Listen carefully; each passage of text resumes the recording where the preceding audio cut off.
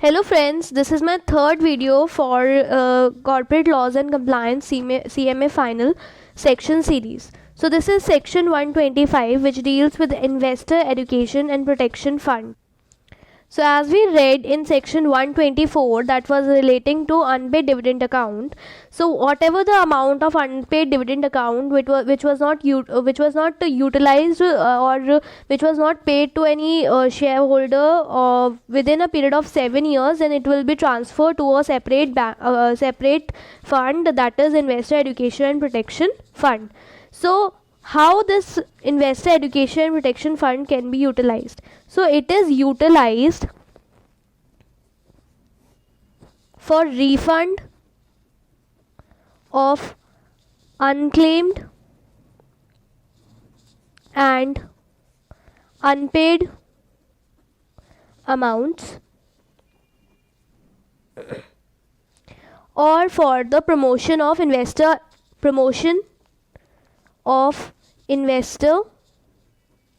or for their awareness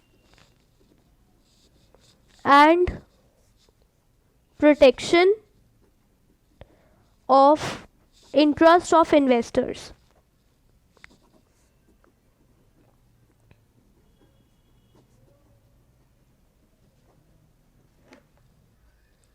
Now we will read the provisions applicable for the section.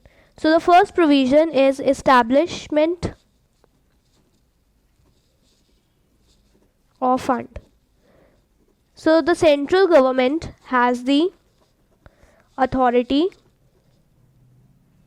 to establish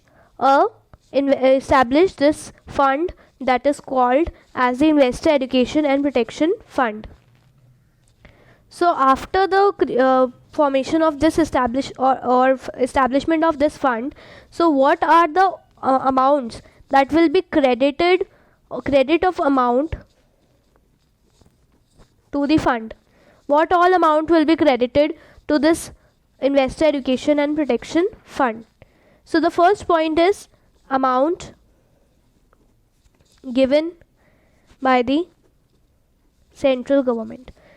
So the authority to establish this fund is given to the central government. So any amount which the central government wants to transfer to this fund will be credited to this account.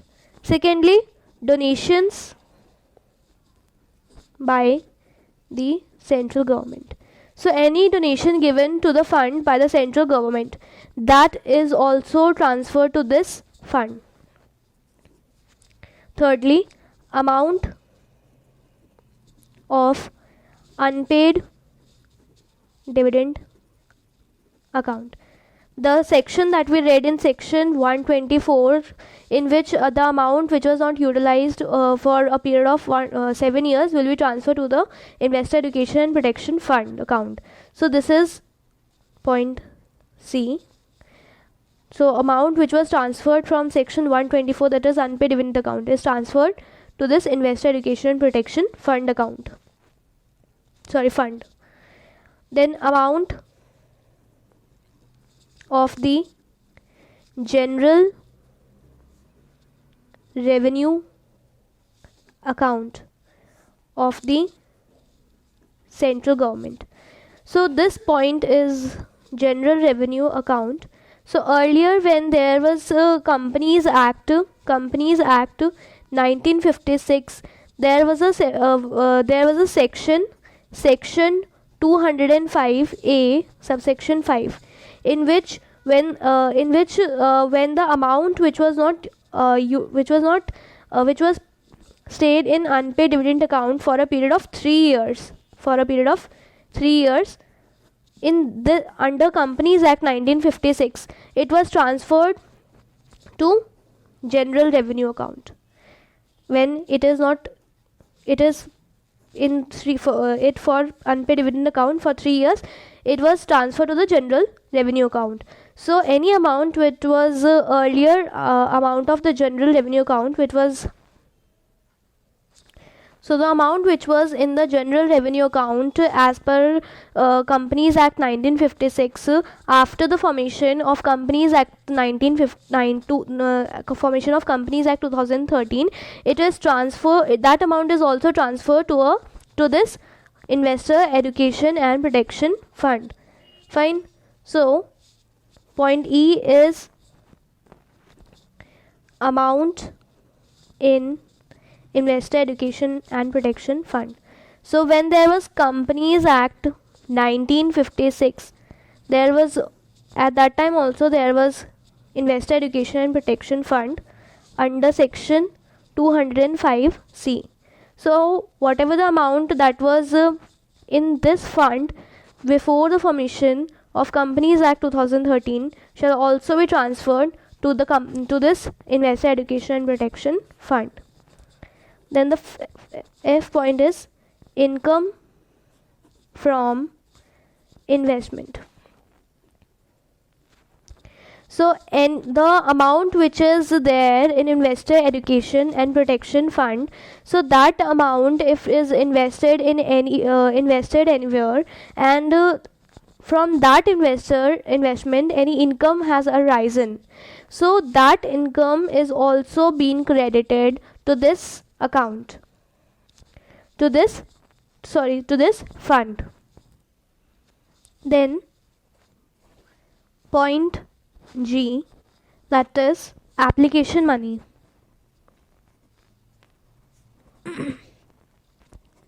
So if the company has received any application money, but they have not allotted the shares to the company, allotted the shares to those shareholders, then that application money is also credited to this. So that application money is also credited to this fund, which means the application money which was received by companies for allotment of securities and which is due for refund, it will be refunded.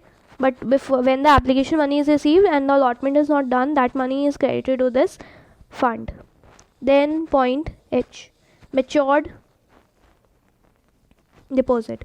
For example, the company has taken deposits from public and that deposit is capped with the companies, and it gets matured and 7 years has completed, and any person from public has not come to get that, to take that money back, so that amount is also credited to this fund.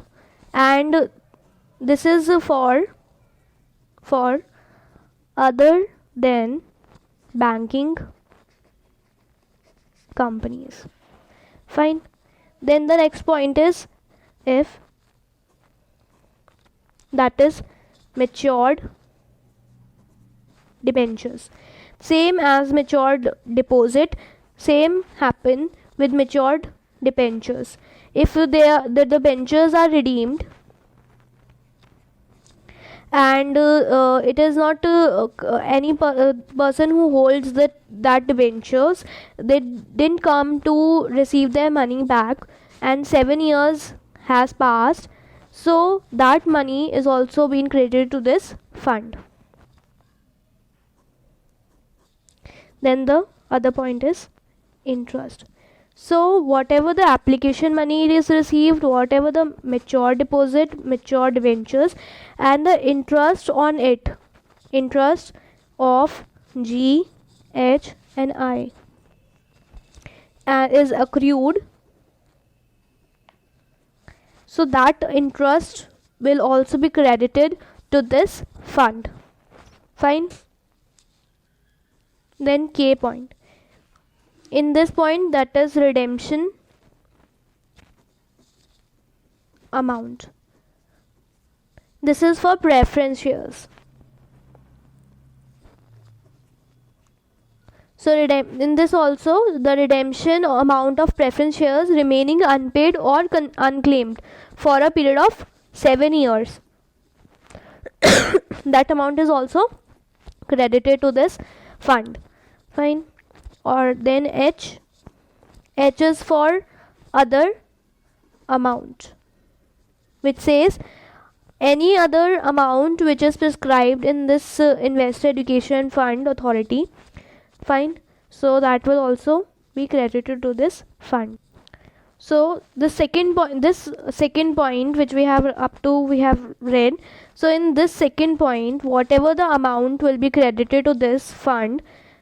Third point is utilization of fund, that how this fund will be utilized. So there are 5 points basically, that how this fund will be utilized. Firstly, for the refund, that we have read, that if any person comes up and ask for ask to claim the amount which was early, we have read in point 2, for that refund this fund will be utilized. Fine. Secondly, for the promotion, education of investors. For example, any seminar is conducted, or for anything that is done for the education, to educate the investors, to teach them about their rights, this fund will be utilized. Fine. This is second point. And the third point is distribution of any disgorged amount. So in this point, if there is any investor, for example, if there is investor and any fraud has been done with him, and because of that fraud a huge loss has been taken place with him. So to cover that loss, and to cover that loss with whom this wrong action has been done, it can be like the person who is a debenture holder or a shareholder. So the tribunal has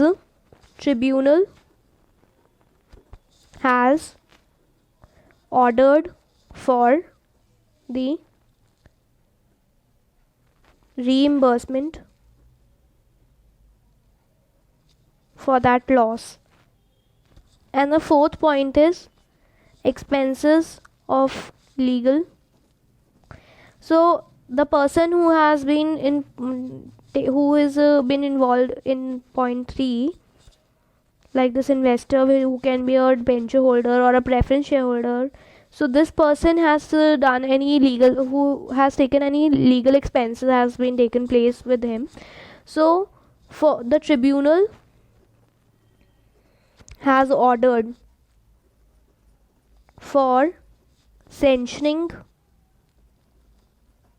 of this expenses to be paid to him. Fine. Then fifth point is any other purpose which is incidental. It means which any other purpose which is like which is similar to like these 4 points will be considered.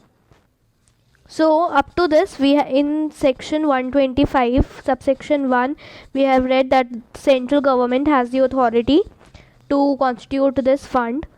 Section 125 subsection 2 is what all amounts will be credited. Then third was what amount, means how this fund will be utilized. Now fourth point is application to the authority for payment. So in this point, any person who is claiming to be entitled to the amount referred to in section 125, means whatever the amount which was credited in under section 125 subsection 2, and he comes for the refund. So to claim this refund, he can make an application to the authority for his refund. So this authority, he can make an application to this authority. So the fifth point is constitution of authority for administration of fund. So in this point, the central government has the authority to constitute a administration authority for the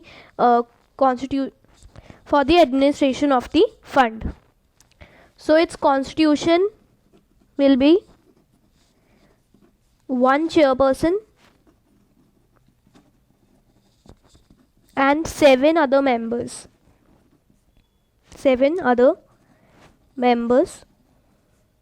Fine. Which will include CEO, Chief Executive Officer, as the central government may appoint. Fine. So in subsection 5 there is a constitution of authority for administration of the fund. Then the sixth point is handling of the fund. So in this point, the manner of administration of fund, then appointment of chairperson, CEO, or holding of meeting of the authority,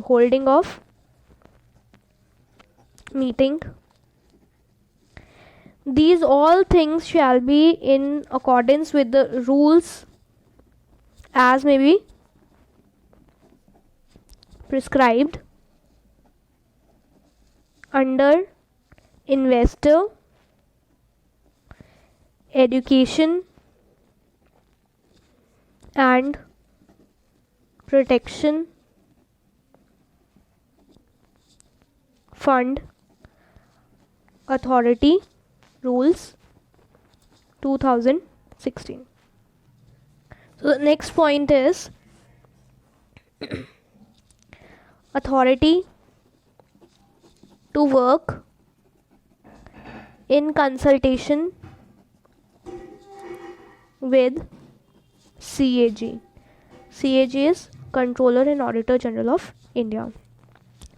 So this authority, whatever this authority wants to do, like to maintain separate account or to maintain other relevant records in relation to the fund, it shall be done as may be prescribed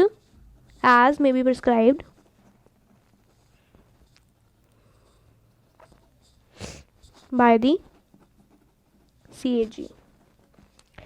Fine. So the next point is right of the authority to spend the money. So the constitution of the authority which is formed under section 125 subsection 5, it has the authority to make the decision that how this money will be utilized as per section 125 subsection 3. To how to utilize the fund as per section 125 subsection 3. The next point is audit of the fund. So all the records maintained by this authority will be audited by CAG. Fine.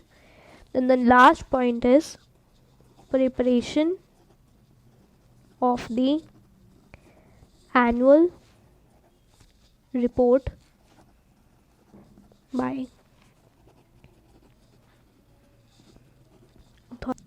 So this authority has to prepare its annual report in every financial year, and this report, annual report, and the audit report, which is prepared by CAG, will be sent to the central government, as it is the main authority. So the central government then has to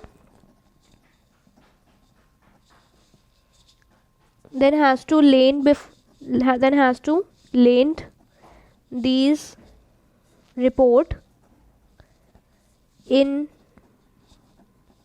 both House of Parliament. So that's it for this section. Thank you so much for watching this video. If you find it helpful, please subscribe to the channel, and the next video will come soon. Thank you so much.